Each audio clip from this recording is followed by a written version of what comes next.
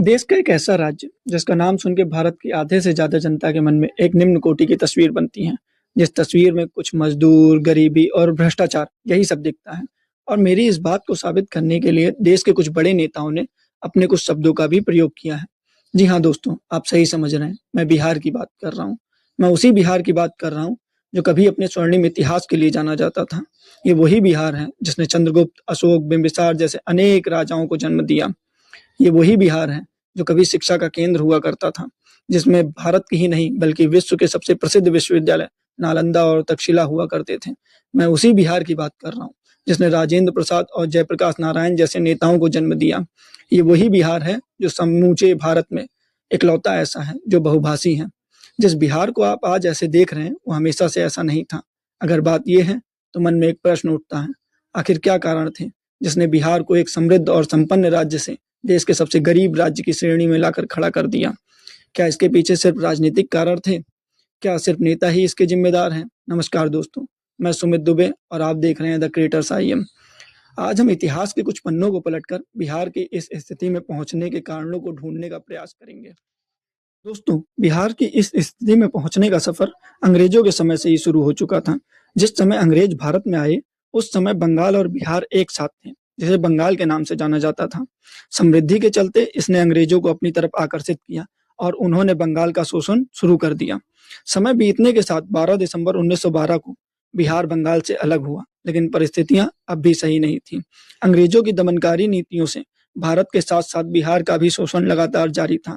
दिखाने के लिए तो बिहार का विकास किया जा रहा था, वहाँ के लोगों को शिक्षित करने का प्रयास किया जा रहा था, परंतु जमीनी स्तर पर तस्वीर कुछ अलग ही बयां कर रही थी।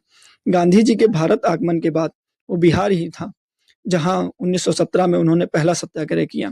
देखते देखते भारत में आज़ादी की लहर दौड़ उठी, जिसमें उत्तर भारत का सबसे बड़ा योगदान था, जिसमें बिहार और उत्तर प्रदेश जैसे राज्य शामिल थे।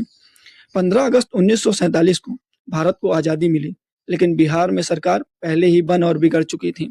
आज़ादी के बाद पुनः सरकार का निर्माण हुआ और बिहार को अपने पहले मुख्यमंत्री के रूप में श्री कृष्णा सिंह मिले, जो आज़ादी से पहले भी बिहार सरकार के प्रमुख रह चुके थे।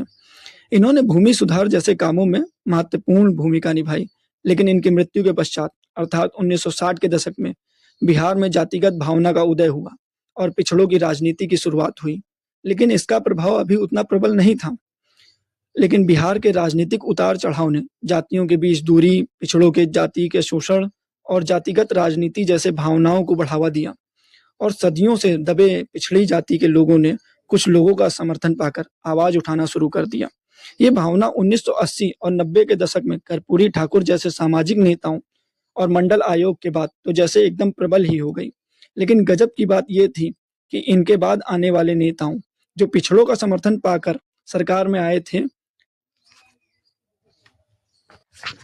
उनमें से किसी का भी ध्यान बिहार के असल विकास पर तो था ही नहीं। सब सिर्फ जातिगत और वोट बैंक की राजनीति में लग गए थे। 1990 में लालू यादव की सरकार में सामाजिक न्याय की भावना को एक नया दृष्टिकोण मिला, लेकिन उसके साथ ही भ्रष्टाचार और गुंडाराज को भी बढ़ावा मिला। उसके बाद राबड़ी देवी मुख्यमंत्री की कुर्सी पर बैठती हैं, पर परिस्थितियां अभी भी वैसी ही थी। अब बारी आती है नीतीश कुमार की, जो सुशासन और भ्रष्टाचार मुक्त सरकार के वादे पर बीजेपी समर्थन से सत्ता में आए। कागजों में सुधार के प्रयत्न तो बहुत हुए, लेकिन नतीजा अब भी कुछ खास नहीं था। बिहार अब भी उसी परिस्थिति में था। इसके साथ ही बिहार में एक कारण और है जो इसकी इस स्थिति के जिम्मेदार के रूप में जाना जा सकता है। वो है इसमें बहने वाली नदी कोसी। कोसी बिहार में लगभग हर साल बाढ़ का कारण बनती है और उसके विकास में बाधा का भी। लेकिन आपको ये जानकर हैरानी होगी कि जो सरकार सिंधु जैसी नदी पर बांध बना के पाकिस्तान का पानी रोकने की बात करती है, उसने कभी कोसी पर बांध बनाकर बिहार की समस्या दूर करने का प्रयत्न भी नहीं किया।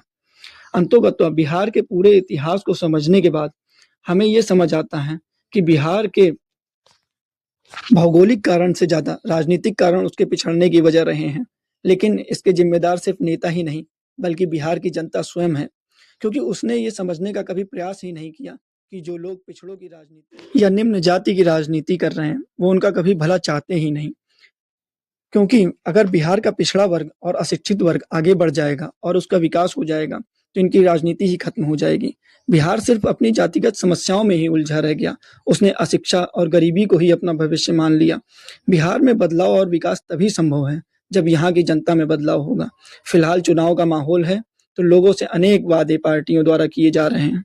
लेकिन क्या बिहार की जनता का ये फर्ज नहीं है कि वो अपने नेताओं से सवाल करें कि जो वादे आपने पिछले चुनाव में किए थे, क्या वो पूरे हुए? जिस बिहार का सपना आपने हमें दिखाया था, क्या वो बिहार बना? क्या देश के अन्य राज्यों की तरह बिहार को सम्मान और विकास मिला? अगर नहीं, तो हम आपको क्यों चुने? वक्त है एक नई क्रांति का, बिहार में बदलाव का, बिहार के पुनरुत्थान का। तो समझदार बनिए और सवाल पूछना शुरू कीजिए। इसके साथ ही वीडियो समाप्त होती है। वीडियो अच्छी लगी हो तो लाइक कीजिए और सब्सक्राइब कीजिए। जय हिंद, जय भारत।